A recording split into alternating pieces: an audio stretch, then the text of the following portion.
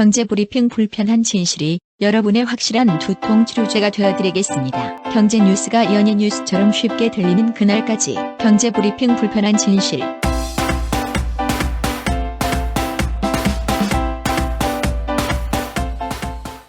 경제브리핑 불편한 진실 10월 12일 순서 시작하겠습니다.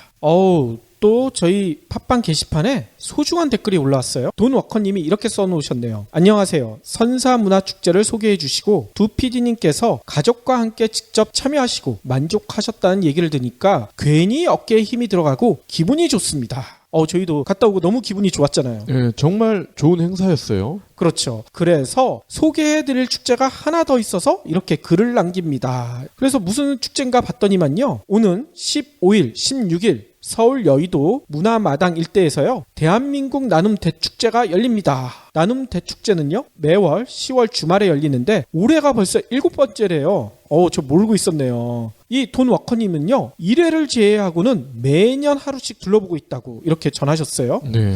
그래서 이 축제가 뭔가 소개도 해놓으셨는데요. 나눔을 주제로 사회복지단체, NGO, 공공기관, 기업 등이 참여하고요. 역시 나눔과 관련한 여러 가지 볼거리, 체험거리가 있다고 소개해 놓으셨네요. 특히 아이들에게 나눔의 의미를 알려주기 최적화된 행사입니다. 이런 강조까지 해놓으셨어요. 네. 가보진 않았지만 어쨌건 가면 아이들에게 나눔 이런 의미를 제대로 체험을 시킬 수 있을 것 같아요. 그렇죠. 그리고 또 고맙게도 아니 이건 서울에서만 하니까 지방 사람들 어떻게 하냐 이런 얘기가 나오실 것 같아서 댓글 또 하나 더 첨가해 놓으셨어요. 서울 외에 5개 도시 대전, 대구, 광주, 울산, 제주에서도 행사가 진행된대요. 네. 그래서 일자도 적어 놓으셨는데 대전은 15일, 제주는 22일, 대구는 24일, 광주는 29일, 울산은 11월 12일로 예정돼 있다고 합니다. 주최 측이 꽤 규모가 있는 곳인가 봐요. 전국에서 하는 걸 보면. 그러니까요. 아무튼 서울뿐만 아니라 이 5개 대도시 인근 지역에 사시는 저희 애청자분들도 한 번씩들 꼭 가보시면 좋을 것 같다는 생각이 듭니다.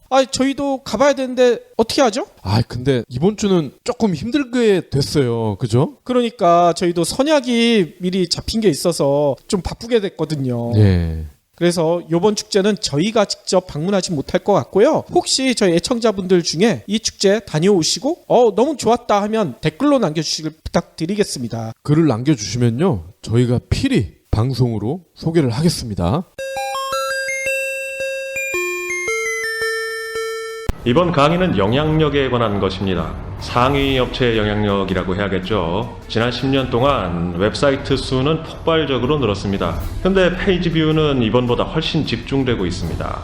2001년 미국 전체 페이지 뷰 상위 10위 사이트가 31%를 차지했는데 2010년 들어서는 75%로 늘었습니다.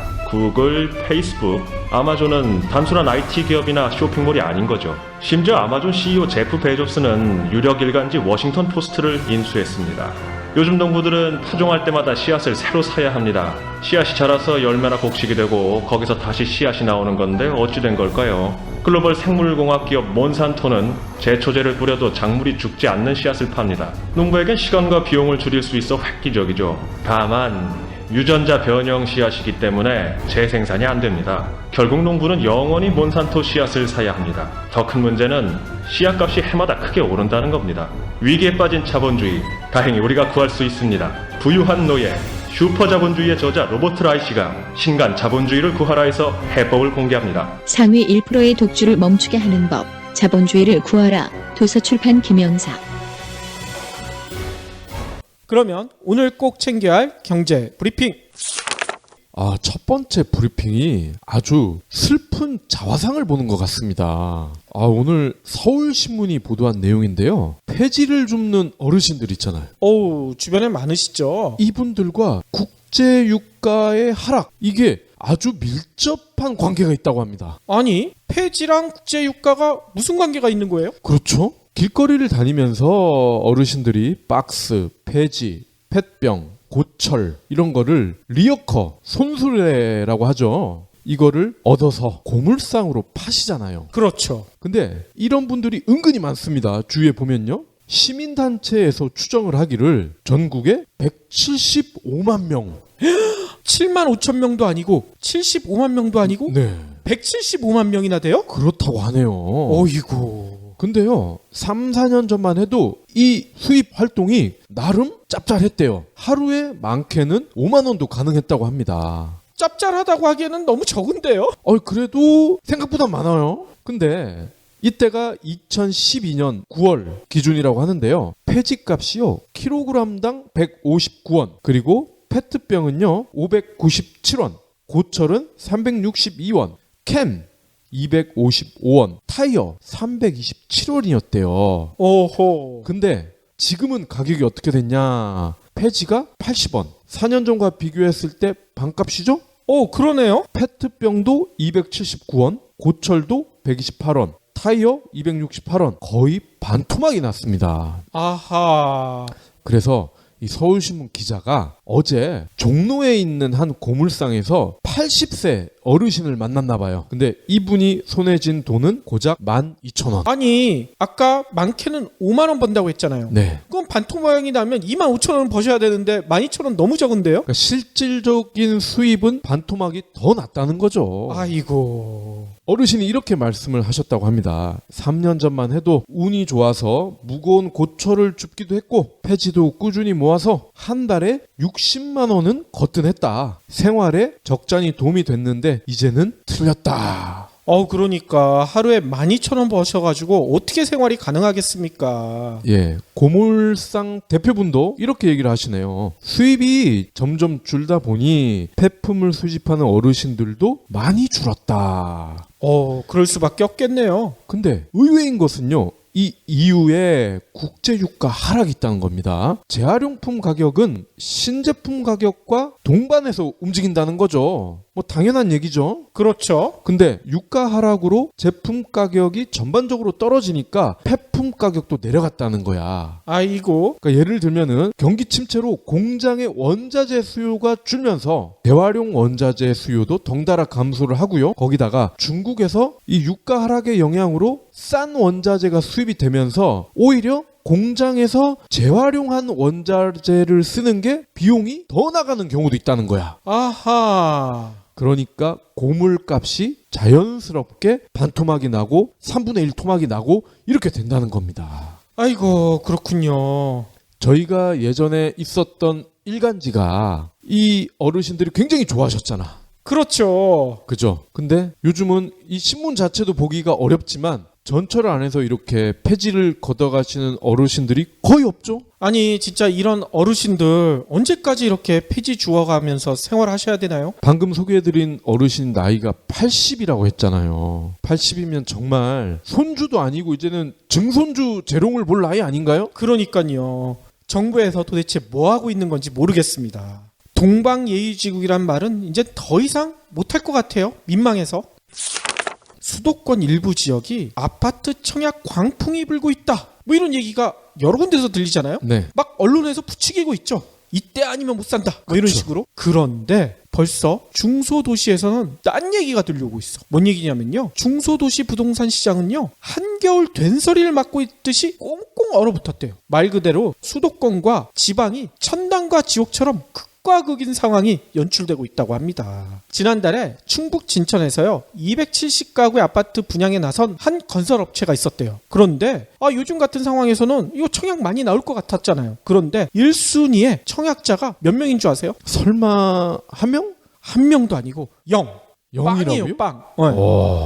2순위에 가서서도 청약자가 한 명. 그러니까 완전히 실패를 한 거죠. 지난 4월 제천에서도요. 740가구 분양에 나섰던 또 다른 건설업체가 또 비슷했대. 청약자가 한 명도 없어서 거의 회사가 무너지기 일보 직전까지 몰렸다고 합니다. 충북, 진천, 제천은 개인적으로 제가 나중에 노후 생활을 하고 싶은 동네거든요. 그러니까요. 아무튼 충북에서는 올해 청약 제로에 가까운 참담한 청약 성적이 나온 아파트가 이것 말고도 또 여러 군데가 있대. 그런데 올해 초부터 공급 과잉 여파로 부동산 시장이 침체기에 들어갈 것이다 예상이 나오긴 했지만 아니 이렇게 참담한 청약 성적? 업계에서는 너무나 놀라고 있다고 합니다. 네. 실제로 국토교통부에 따르면요, 전국적으로 미분양 아파트가 8월 말 현재 62,500여 가구. 상당히 많죠. 2014년 말이 43,300여 가구였던 거에 비교를 하면요, 20개월 만에 무려 22,000여 가구가 늘어났대요.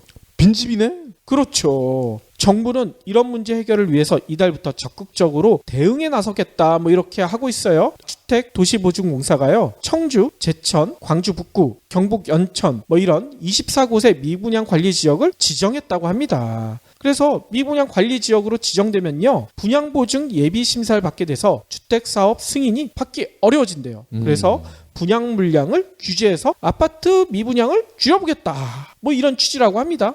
그러면 앞서 말씀하신 충북에서 분양을 한 건설업체들은 앞으로 꼬이겠네 진짜. 그런데 더 큰 문제는 이게 과연 충북의 일로 끝날 것이냐, 이게 문제인 거죠. 네.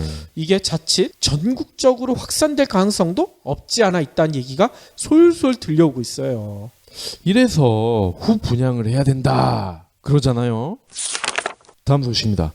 최근 3년간 소득 세수가요 30% 이상 늘었대. 오이? 즉 우리 월급쟁이들의 월급을 삥을 뜯는 게 세금에서만 30% 이상이 늘어났다는 겁니다. 하지만 법인 세수는요 오히려 2%가 줄었다는 거야. 아니, 이게 뭐야? 법인들만 국민이에요? 월급쟁이 30%삥 뜯길 때 대기업들은 오히려 절약을 했다는 거죠. 오늘요 더민주당 김현미 의원이 기재부에 대한 국정감사에 앞서서 이와 같은 자료를 배포했습니다. 새누리당 정권 8년 동안 부자 감세 정책을 추진하면서 월급쟁이에게 소득세를 걷어 범인세 구멍을 땜빵하고 있다. 이런 지적 나올만 하네요. 김 의원에 따르면요 소득세수는 2012년 45조 8천억에서요 작년 60조 7천억 원으로 32.5%가 증가했습니다. 같은 기간 법인세는 45조 9천억 원에서 45조 2%가 줄었고요. 중요한 거는요 소득세 중에서 근로소득세가 매년 2조 원씩 늘었어. 우와, 이게 월급쟁이 주머니에서 다 나간 거 아닙니까? 그렇죠. 지난해 기준 27조 1천억 원인데 3년 동안 거의 40%가 급증을 했는데 더 놀라운 거는요 전체 국세에서 법인세가 차지하는 비중은 2011년 23%였어요. 이때만 해도 소득세보다 1.3%포인트가 높았어요. 근데 작년에는 이게 역전이 돼서 소득세 비중이 28%, 법인세보다 무려 7.2%포인트가 높아졌어요. 아니, 이건 한마디로 직장인들이 내는 세금이 기업이 내는 세금보다 훨씬 많다, 이 얘기잖아요. 그렇습니다. 우리나라 곳간을 대부분 중산층, 서민들이 메꾸고 있다는 얘기죠. 이거 부자들이 더 많이 내야 되는 것 아닌가요? 같은 당에 이현주 의원이 아주 예리한 지적을 해주셨어요. 법인세 감소에도 불구하고 당초 의도했던 고용 창출 효과는 거의 없었다. 반면 대기업의 사내 유보금만 급증했다. 오히려 부작용만 커졌다는 거죠. 이런데도 요즘 경기가 나쁘다고 삼성이나 현대차가 휘둘린다고 법인세 깎겠다, 이런 얘기가 여당에서는 솔솔 나오고 있죠. 그리고요 우리가 꼭 알아야 될 게 지금 유럽도 그렇고 미국도 그렇고 보호무역 추세로 들어가고 있잖아요. 근데 보호무역을 얘들이 할 수 있는 이유는 안방이 튼튼하기 때문이잖아요. 내수가 튼튼하다. 근데 우리나라는 어떻습니까? 지금도 부실한데 지금 이렇게 서민들 중산층 삥 뜯고 최저시급 딸랑 6,500원이고 내수가 뭐 될 게 있어요 이게?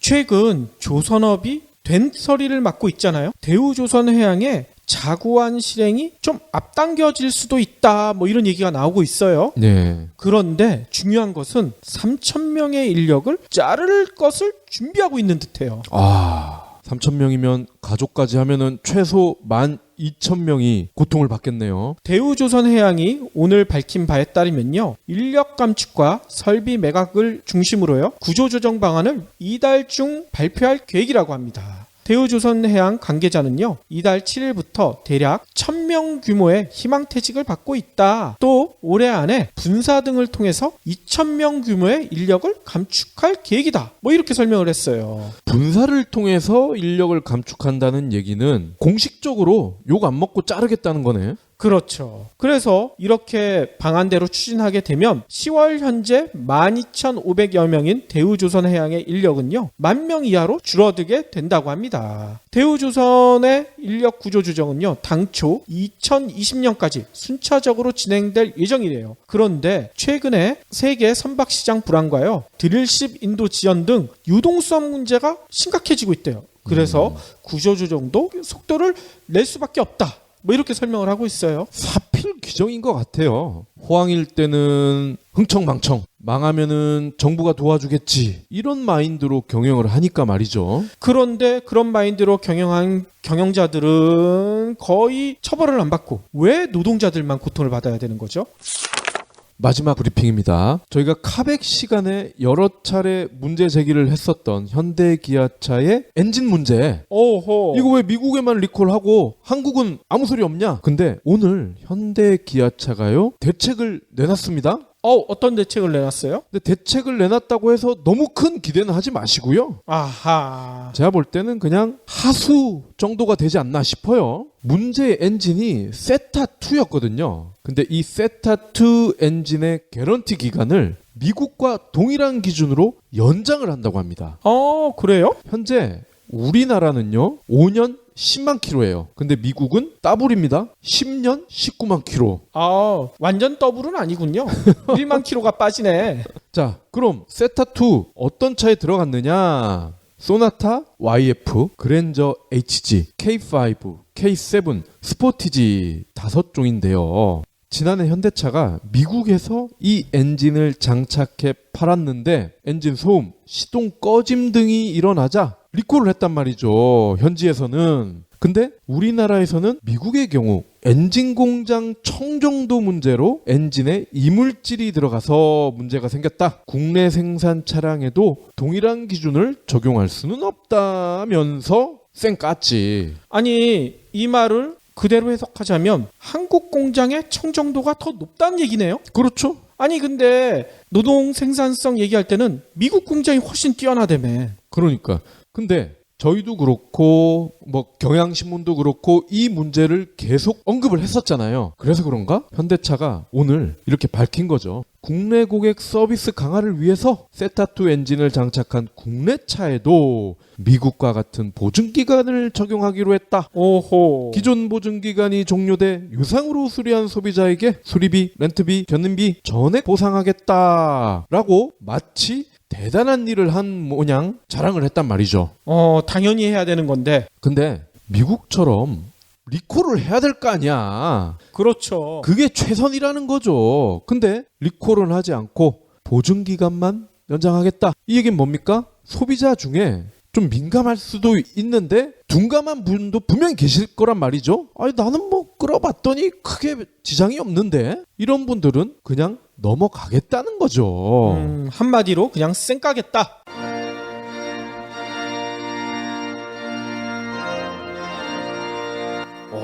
오늘 결혼식 정말 특이하네. 신랑 신부가 같이 들어와. 다 이유가 있지. 이유? 신부의 아버지가 신랑에게 손을 건네주는 이 시기 실은 여성을 소유물로 보는 잘못된 관행이거든. 소유물? 말도 안 돼. 생각해봐. 신부 아버지 책임하에 있던 신부가 새로운 배우자에게 책임이 기속되는 것과 같잖아. 듣고 보니 그러네. 근데 요즘은 여성들 위상이 많이 높아졌잖아. 대통령도 여자고 이런 관행이 더는 없을 듯한데? 그럼 질문 하나. 만일 남성이 여성을 때렸다면 어떤 법적 처벌을 받을까? 폭력이니까 형사재판으로 가겠지? 그럼 맞은 여성이 폭력 남성의 아내라면? 글쎄, 그거야... 쉽게 대답하기 힘들 거야. 여성을 소유물로 보기 때문에 가정법원에 보내진다고. 가정법원? 말도 안 돼. 바로 남성다움을 강요하는 맨박스 때문이지. 남자는 강해야 하고 여성을 보호해야 한다는 잘못된 사고, 이런 편견을 깨부셔야 행복해질 수 있다고. 소중한 우리 딸들을 위해서라도 말이야. 그럼 우리는 어떻게 해야지? 테드에서 200만 뷰를 돌파한 토니 퍼터의 신작 맨박스에 자세한 해법이 나와 있다고. 맨박스라. 당장 사서 봐야 되겠네. 맨박스, 강요된 남자다움에 대하여 도서출판 한빛피즈. 그러면 오늘의 섹션을 시작할까 하는데요. 오늘은 노벨상을 다시 한번 또 알아볼까 합니다. 뭔 얘기냐면요. 노벨상 중에 가장 논란을 많이 일으키는 분야, 아마 경제학상이 가장 많이 거론될 것 같아요. 일단 지난번 노벨상 설명드렸을 때도 잠시 얘기 드렸지만 노벨 경제학상은 퇴색 논란이 있잖아요. 뭐 퇴색 논란은 그때 설명을 드렸으니까 그건 지나가고요. 네. 또 이런 문제가 있대요. 미국 주류 경제학자가 노벨 경제학상을 너무 많이 챙겨간다. 그렇죠. 한마디로 독식한다. 이런 비난이 끊이질 않고 있다고 합니다. 무려 28명이나 노벨 경제학상 수상자를 배출한 신자유주의의 이념적 토대를 마련했다. 이렇게 평가받고 있는 미국 대학이 있죠. 시카고대. 그렇죠. 시카고 대학 출신은요. 이런 농담이 있어요. 그해 노벨상을 놓치잖아요. 그러면 시카고 경제학과 학생들의 과제가 배로 늘어난다. 제가 학교 다닐 때 이런 농담 진짜 들었거든요. 자부심이 대단하군요. 그렇죠. 그러니까 진짜 시카고 대학 출신들의 노벨상 수상자가 상당히 많긴 많아요. 그만큼 신자유주의 경제학자들이 노벨상을 많이 받았다는 얘기인 거죠. 아, 그러면 노벨상을 주는 주최 측에서 시카고 학생들을 위해서 이 미국에 상을 몰아줬군요. 아이 뭐 그렇게까지는 아니고요. 시카고 대학 출신 노벨 경제학상 수상자가 많으니까요. 국적을 따져봐도 진짜 엄청나요. 역대 노벨 경제학상 수상자를 살펴보면요. 미국인이 몇 명인 줄 아세요? 55명. 다음은 영국인데요. 영국은 뚝 떨어져. 9명밖에 안 돼요. 네. 그리고 그 다음 순위가 또 뚝 떨어져. 각각 3명인데 프랑스와 노르웨이. 다 서양이네. 그렇죠. 그래서 찾아봤더니만요. 비서양인 수상자는요. 딱 한 분. 1998년에 수상하셨던 인도의 아마르티아 센 교수가 유일하다고 합니다. 이거는 다른 노벨상이랑 너무 차이가 나잖아요. 뭐 노벨 물리학상이나 생리학상이나 뭐 이런 데는 중국이나 일본, 남미 출신 교수들이 수상을 많이 하고 있죠. 근데 노벨 경제학상은 너무나 폐쇄적이야. 이게 돈과 직결되는 분야라서 그런 거 아닐까요? 아마 그럴 수도 있을 것 같고요. 그런데 최근 벌어지는 논란은요. 이런 태생이나 미국의 독식 이것 때문이 아니래요. 뭐냐면요. 해석 논란이 불거지고 있다고 합니다. 해석이요? 네. 노벨 경제학상을 수상한 경제 이론이 어떤 함의를 가지고 있는지 이거에 대한 해석이 차이가 있대. 아니 이게 시도 아니고 왜 해석의 차이가 생기죠? 그러니까요. 경제 이론이란 게 어렵긴 하지만 이게 해석이 다른다는 게 말이 안 되잖아요. 노벨 경제학상을 수상한 이론을 아전인수식으로 해석한다. 이게 가능할까? 상식적으로 이해가 안 되시죠? 그런데 그런 일이 실제 벌어지고 있어요. 문제는요. 이런 비상식적인 논란이요. 전 세계적으로 벌어지는 건 아니야. 네. 국내에서만. 우리나라요? 그러니까요. 이게 그러니까 국제적으로 창피하다는 얘기인 거예요. 개망신이네. 다른 나라에서는 이런 논란 자체가 거의 없다고 합니다. 제가 알고 있기로는. 좀 국내라고 하셔가지고 미국 국내인 줄 알았어. 아니에요. 우리나라 얘기예요. 그러면 어떤 논란이 있었는지 제가 지금부터 설명을 드릴 텐데요. 올해 노벨 경제학상 영광의 수상자는요. 올리브 하트 미 하버드대 교수와 뱅트 호스트롬 발음이 좀 어렵죠. MIT 교수가 차지하셨거든요. 경제학계에서는 이런 얘기를 하시더라고요. 오랜만에 진보적인 학자가 노벨 경제학상을 수상했다. 뭐 이렇게 평가를 하더라고요. 네. 또 아까 잠시 농담삼아 얘기드렸던 시카고 대학 출신이 아니야. 그래서 올해 시카고대 경제학과 학생들은 엄청난 과제를 해야 될지도 모른다. 뭐 이런 얘기도 벌써 나오고 있대요. 이제 3배로. 아무튼 두 교수가 어떤 공적 때문에 노벨 경제학상을 받았을까요? 이 두 교수는요. 계약 이론을 확립한 공적을 인정받았다고 합니다. 계약 이론이 뭘까? 말 그대로 계약하는 거예요. 인간의 모든 경제 활동이 계약 관계로 이루어지고 있는데 서로가 완전히 투명하게 공정하게 계약을 체결할 때 사회 전체의 효용이 증가한다. 이런 내용을 담고 있대요. 네. 지극히 당연한 내용 아니에요? 지극히 당연하긴 하죠. 그런데 노벨위원회는 이렇게 평가를 하더라고요. 현실 경제에서는 이해가 상충한 다양한 계약으로 이루어져 있다. 이들 교수가 만든 이론적 기틀은 실생활에서의 계약과 제도, 설계 과정에서의 함정을 이해하는데 가치가 있다. 뭐 이렇게 이유를 밝히고 있어요. 함정을 이해한다. 그렇죠. 실제로 우리가 상식적으로 생각해도 완전히 투명하게 공정하게 계약이 체결된다? 말이 안 되잖아. 그 깨알 같은 보험 약관 같은 거. 그렇죠. 그러니까 두 교수가 수상을 했던 이유가 그냥 계약 이론이 아니라 계약 이론의 함정. 네. 이것 때문에 받은 거예요. 그런데 우리 언론들이 전한 뉴스 잠깐 살펴볼까요? 조선일보가 제목을 이렇게 달았어요. 노벨 경제학상의 계약 이론, 성과 연봉제의 틀 제시. 서울경제는요, 사설 제목이 이렇게 돼 있습니다. 노벨 경제학상 수상자가 설파한 성과주의의 필요성. 노벨 경제학상을 받은 계약 이론이 성과 연봉제의 이론적 토대를 제공하고 있다. 이런 식으로 기사를 쓴 거예요.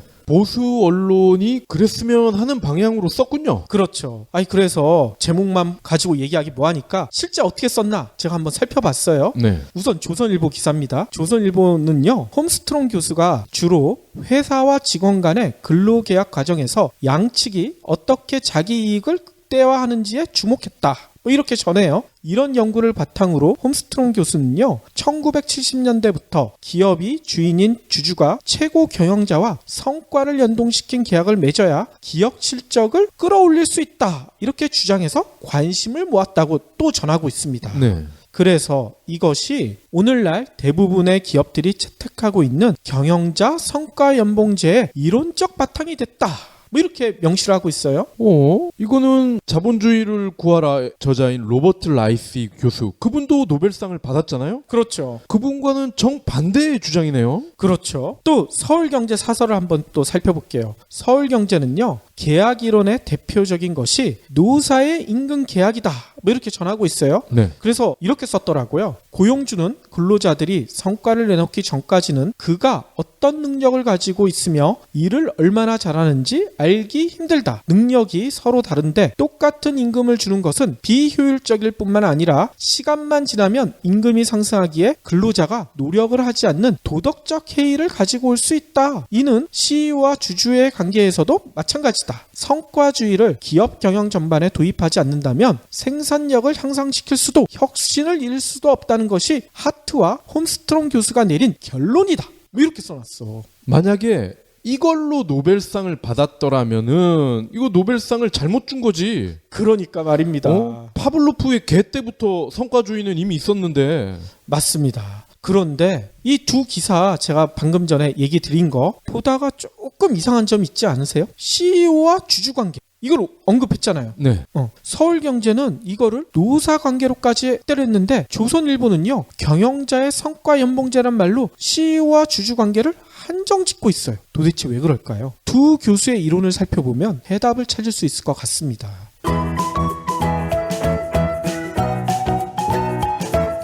일단 네. 하트와 홈스트롱 교수에 관련돼서 여러 가지 책에 나와 있는 것들을 좀 요약을 해봤는데, 여기에 따르면요, 하트와 홈스트롱 교수의 계약 이론은요, 사실상 따져보면 불완전 계약 이론이에요. 아까 맨 처음에 얘기했던 계약 이론이 완전 투명하고 공정하게 계약이 체결된다는 것을 전제로 하고 있잖아요. 근데 현실은 그렇지 않잖아. 네. 하트와 홈스트롱 교수가 지목한 것도 계약 이론에서 불완전 계약 이론이 보편적이다. 이럴 때 어떻게 해야 되느냐? 이거를 설명을 하고 있습니다. 네. 이런 얘기인 거죠. 기업과 개인, CEO와 주주 등 모든 거래 관계가 시장 법칙에 따른 합리적 선택으로 이루어지지 않는 경우가 태반이다. 왜 그럴까? 여기에 주목했다는 거예요. 근데 이 두 교수는요, 그 이유를 뭐에서 찾았는 줄 아세요? 정보의 비대칭성. 그쵸. 이런 비대칭성이 장기적으로는 비효율을 발생시킨다. 이런 설명까지 해요. 좀 예를 들어보면 좀 설명이 쉽겠죠? 기업에서 부품을 납품받아서 제품을 생산하려고 했었을 때 납품업체는 어떻게 했습니까? 그 부품의 생산 비용을 정확히 알고 있겠죠? 근데 이 납품을 받는 업체, 그러니까 주문업체, 제대로 알기가 힘들 거 아니에요. 따라서 납품업체는요, 제품 가격을 정상보다 높일 수가 있죠. 왜냐하면 주문업체가 정확한 비용을 모르기 때문에. 그렇죠. 반면에 주문업체는요, 손해를 보고 부품을 공급받을 수도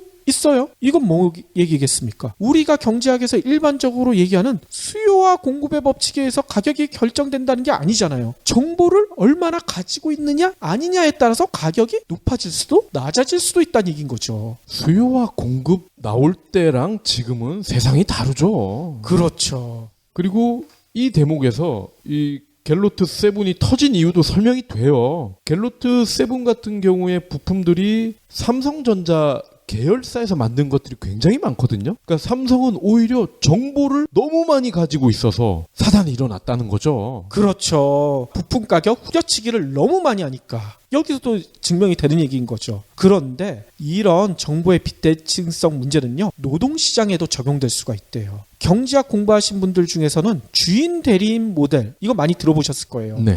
주인 대리인 모델은요, 간단히 설명하면 이런 얘기죠. 주인이 대리인을 고용해서 어떤 일을 맡길 경우 완벽하게 파악될 수 없는 대리인의 행태로 인해서 고용관계 체결 후에 야기되는 주인과 대리인의 이해관계가 불일치할 수도 있다. 한마디로 서로가 서로를 속일 수도 있다는 얘기인 거예요. 뭐 김승영과 김성근의 관계 대표적인 거 아닌가요? 그렇죠. 예를 들어 이런 일이 벌어진다는 거죠. 주인이 대리인에게 뭔 일을 맡겨놨어요. 근데 계약을 할 거 아닙니까? 아, 너는 어떻게 일을 해라. 그런데 계약할 때는 뭐 몇 시간 일해라. 그리고 CEO라면 매출이나 이익을 얼마까지 올려라. 뭐 이런 식으로 계약을 할 수가 있죠. 네. 근데 대리인이 넌 얼마나 성실하게 일해야 된다. 이런 계약이 가능할까요? 넌 얼마나 회사 성장을 위해서 노력을 해야 된다. 불가능하잖아. 그런 건 어렵겠죠. 그렇죠. 그렇기 때문에 대리인은 이런 일을 한다고 합니다. 몇 시간 일하라? 당연히 계약에 돼 있으니까 그 시간만 채운다는 거예요. 그 시간 동안 뭐 놀건 뭐하건 퇴근 시간까지만 딱 채워서 일을 하고 성실히 일을 하지 않을 수가 있다는 얘기인 거죠. 또 매출 이익 얼마까지 올려라?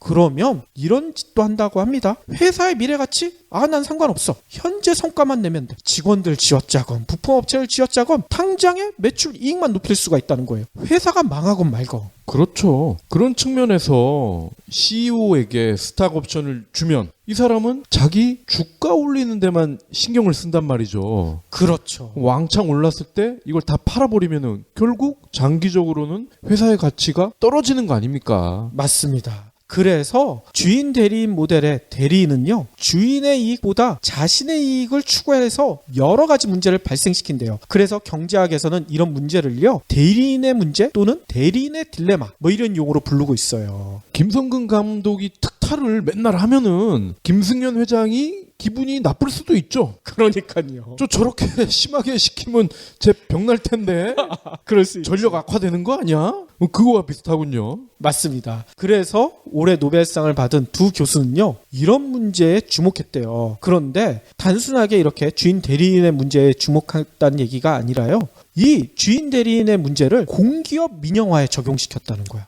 공기업 민영화에서도 비슷한 현상이 발생할 수가 있다. 신자유주의에서는 다들 공기업 민영화해야 효율적으로 변한다. 공기업 너무나 비효율적이니까 보통 이렇게 얘기했는데 두 교수는 반대의 얘기를 지적을 했어요. 네. 어떤 지적을 했냐? 이 두 교수는요, 소방서를 예를 듭니다. 이런 얘기죠. 소방서의 경우 외주화를 하잖아요. 그러면 그 외주 업체와 계약을 할 거 아닙니까? 계약을 어떻게 하겠습니까? 소방 장비를 얼마나 많이 확보할 건지, 그리고 인력은 얼마나 가지고 있을 건지, 뭐 이런 식의 계약을 맺을 거 아니에요. 그런데 문제는 소방 업무를 담당하는 소방관들의 개인적인 능력까지는 계약하지 못한다. 불가능하다. 뭔 얘기냐면 소방관들이 얼마나 업무를 잘하는지, 또 소방 업무에는 사명감이 필요할 거 아닙니까? 그렇죠. 당장의 비용이 문제가 아니라 사람을 살리냐 못 살리느냐, 이런 문제에 얼마나 사명감 있게 대처하느냐, 이런 게 중요한데 이거를 평가를 해서 계약서에 넣을 수가 있을까요? 이 친구는 사명감이 100레벨, 이 친구의 개인적 능력은 50레벨, 뭐 이런 식으로 매길 수는 없잖아. 그렇죠. 이런 평가 자체가, 계약 자체가 불가능하다고 해요. 그래서 두 교수는 이런 점 때문에 대리인의 딜레마가 발생한다. 소방 업무를 외주로 만든 업체는요, 이런 대리인의 딜레마 때문에 어떻게 하겠습니까? 계약서에 있는 내용은 철저하게 지키는 반면에 계약서에 없는 내용은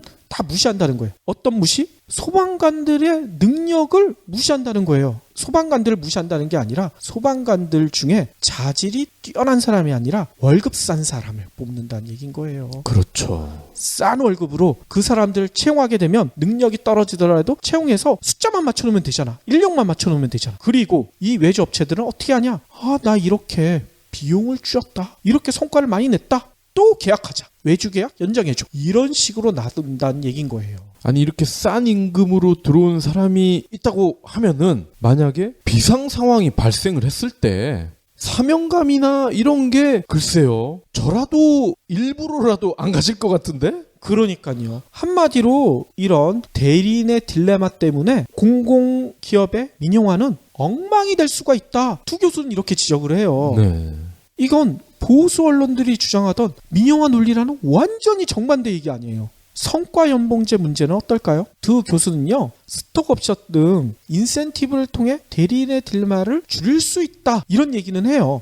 그러면 조선일보 주장대로 성과 연봉제 찬성하는 것일까? 그건 아니겠죠. 두 교수는요, 오랜 기간 회사와 CEO를 포함해서 직원 간의 근로계약 과정에서 양측이 어떻게 자신의 이익을 극대화했는지를 연구를 해왔대요. 그래서 내린 결론이 뭐냐면 성과 연봉제 효과는 제한적이다. 모든 분야의 성과 연봉제가 효과를 발휘할 수는 없다. 이렇게 얘기를 하고 있어요. 이 두 교수가 지적하는 것은요, 주주와 CEO의 관계 등 한정된 분야에서는 성과 연봉제가 효과를 발휘할 수가 있는데 나머지 분야에서는 효과가 거의 없을 수가 있대요. 도대체 이유가 뭘까요? 실제로 얼마나 열심히 일했는지를 측정하는 것이 일반적인 상황에서는 불가능하다. CEO같이 성과가 기업 실적으로 나타나는 경우에서는 가능하겠지만 일반적인 직원들이 야, 너 얼마나 성실하게 일했어. 평가가 불가능하다는 얘기인 거예요. 그 예를 교사의 예로 들고 있습니다. 교사들에게서도요, 영국이나 미국에서는 과거에 성과 연봉제를 도입을 했었대요. 네. 그랬는데 어떤 일이 벌어졌는지 아세요? 성과 연봉제를 도입해서 월급을 지급할 경우 교사들은요, 본연의 업무인 학생들의 인성이나 창의성을 높인다든지 독립적인 사고를 기르는 일, 이런 거는 등한시하게 된대요. 단지 시험 성적을 높이는 일에만 열을 올리게 된대. 왜 그럴까요? 교사들의 성과를 측정하는 데는 학생들의 인성이나 창의성이 얼마나 높아졌는지 평가가 불가능하잖아. 그렇죠. 아니, 내가 이렇게 가르쳐서 우리 학생의 인성이 이만큼 높아졌어요. 50레벨이었는데 100레벨로 높아졌어요. 이거 어떻게 증명할 거야? 따라서 측정이 가능한 성적에만 매몰되게 된다는 거예요. 교사들은 자칫 부정얘기까지 해서라도 학생들의 성적을 올리기 위해서 열을 내게 된다는 거죠.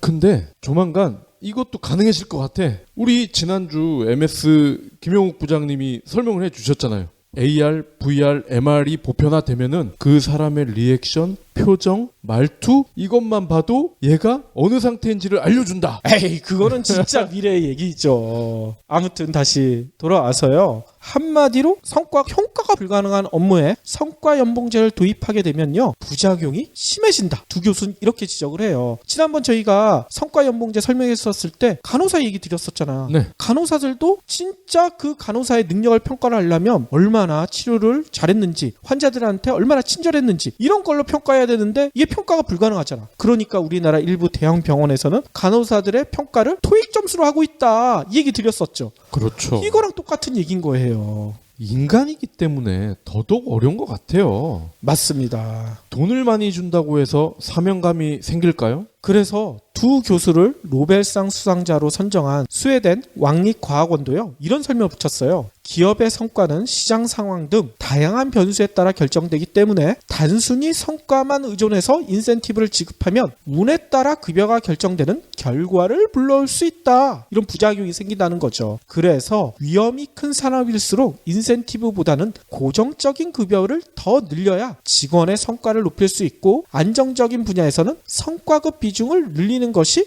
낫다. 한정을 지어놓은 거예요.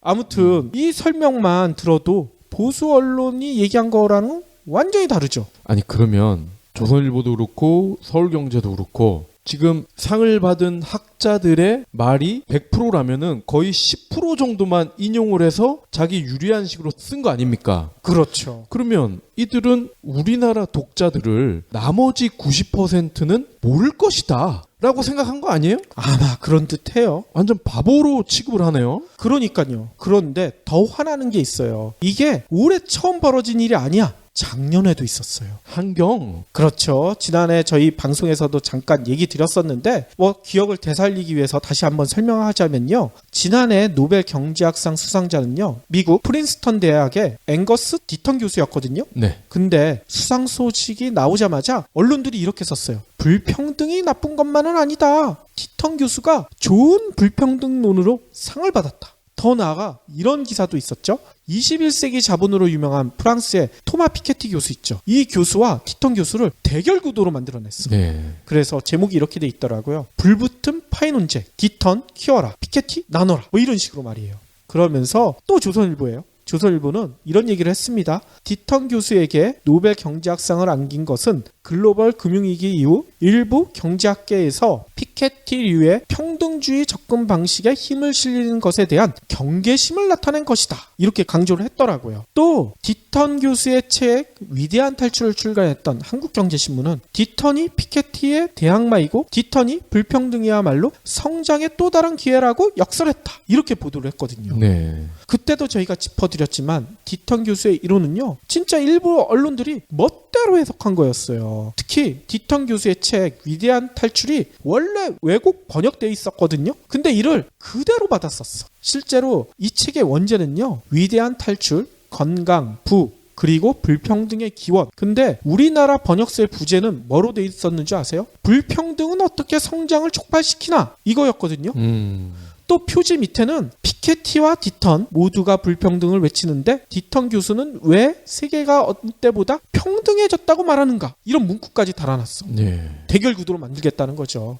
진짜 이건 한마디로 의역을 넘어서 초를 친 거야. 초를. 너무 세게 친 거죠. 불평등해야 된다. 그 얘기잖아요. 그러니까요. 그래서 이 사실이 국내에서 논란이 되니까 디턴 교수한테까지 알려졌나 봐. 디턴 교수가 국내 출판사에 항의 메일을 보냈대. 나는 그런 식으로 얘기한 적이 없는데 니네 뭐냐? 뭐 이런 식으로. 그래서 지난해 이런 일까지 벌어졌었죠. 출판사가 사과문까지 발표를 했어요. 그리고 기존에 나왔던 책은 다 없애고 책을 다시 펴냈어. 문제가 됐던 내용은 다 잘라버리고. 실제로 최근에 디턴 교수가 방한했었거든요. 국내 언론과 인터뷰에서 이런 얘기를 하셨더라고요. 성공하지 못한 사람에게도 부유층을 쫓아갈 수 있는 기회가 주어져야 하는데 그럴 기회가 충분하지 못해 빈곤층이 분노하고 있다. 조선일보가 얘기했던 거랑 완전히 다른 내용이죠. 네.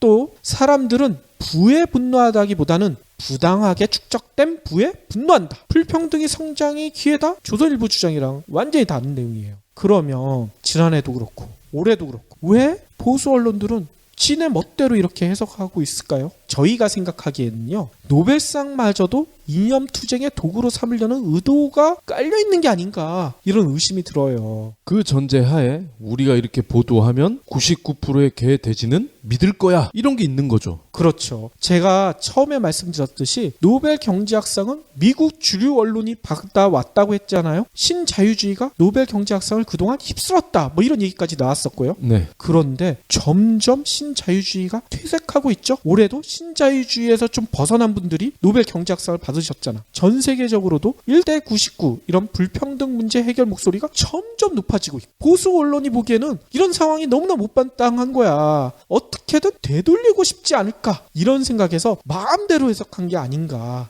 이런 생각이 들어요. 하지만 당연히 이런 불순한 의도는 철저하게 깨지겠죠. 따뜻한 경제를 원하는 경제브리핑 불편한 진실 애청자들이 가만히 있지 않을 거 아닙니까? 조선일보에 항의 메일이라도 보내실 것 같아요. 주소를 알려드려야 되나요?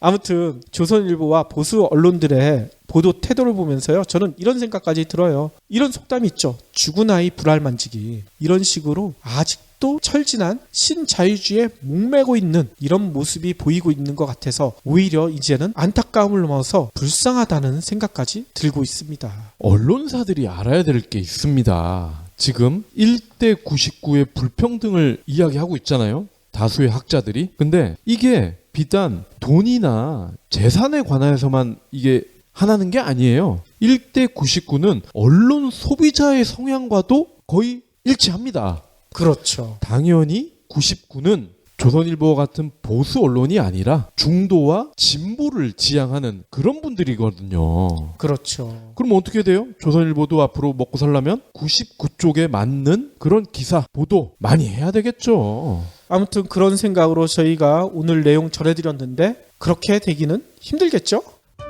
혹시 기부해보신 적 있나요? 이런 질문을 하면 나 먹고 살 것도 없는데 기부는 무슨? 기부는 션, 정혜영, 김장훈이나 하는 거 아니야? 라고 하시는 분들이 많습니다. 하지만 기부는 돈 많은 연예인의 전유물이 아닙니다. 무료 기부 사이트 위시플렉스에 접속하면 누구나 기부천사가 될 수 있습니다. 어떻게 가능하냐고요? 위시플렉스의 나만의 위시에서 매주 마음에 드는 신상 10개만 고르면 됩니다. 물론 사는 것이 아니라 찜만 하는 겁니다. 그러면 기부머니 500원이 매주 생기죠. 이 기부머니를 경제브리핑, 불편한 진실 같은 프로젝트에 후원할 수 있습니다. 참 쉽죠? 보너스도 있습니다. 매주 추첨을 통해 골라놓은 신상을 최대 90% 할인된 가격으로 살 수 있는 기회도 제공합니다. 기부도 하고 신상도 챙기고 그야말로 꽉 먹고 알 먹고입니다. 이래도 기부는 나와 상관없는 딴 나라 이야기라고 하실 건가요? 당장 위시플렉스에 접속해 자랑스러운 기부 천사의 이름을 올리세요. 방금 전해드린 내용이랑 좀 비슷한 얘기가 있어서 여러분들과 좀 같이 할까 하는데요. 최근 네티즌들이 막 분통 터뜨리는 사진이 하나 있대요. 뭐냐면요, 초등학교 게시판에 붙어있는 엉터리 교육자료 사진. 이것 때문에 네티즌들이 지금 난리가 났다고 국민일보가 전하고 있습니다.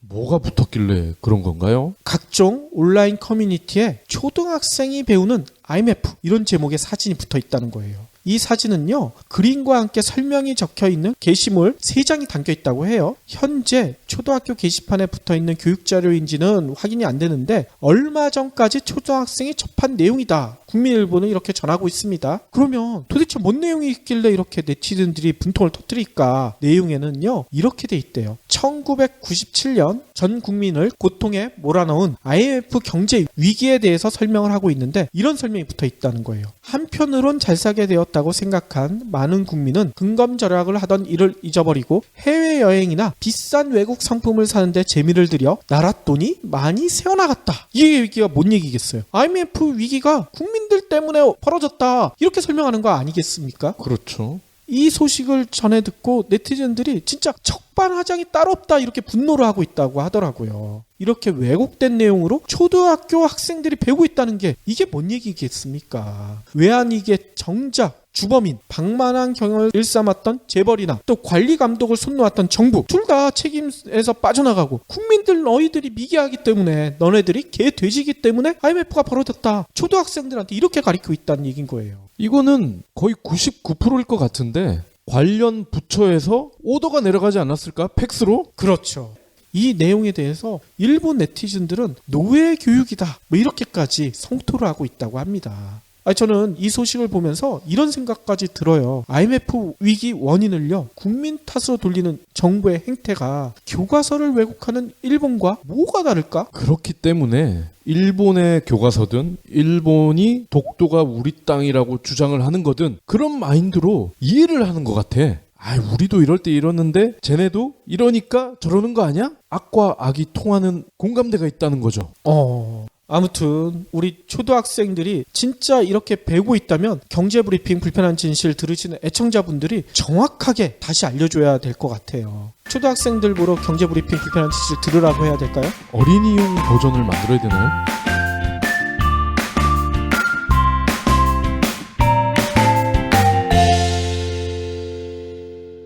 경제브리핑 불편한 진실 완수해주셔서 감사합니다. 하트 투척, 댓글 남기기, 계좌 후원 등 다양한 방법으로 힘을 보태주세요. 계좌 정보는 경제브리핑 팟빵 공지 코너에 있습니다.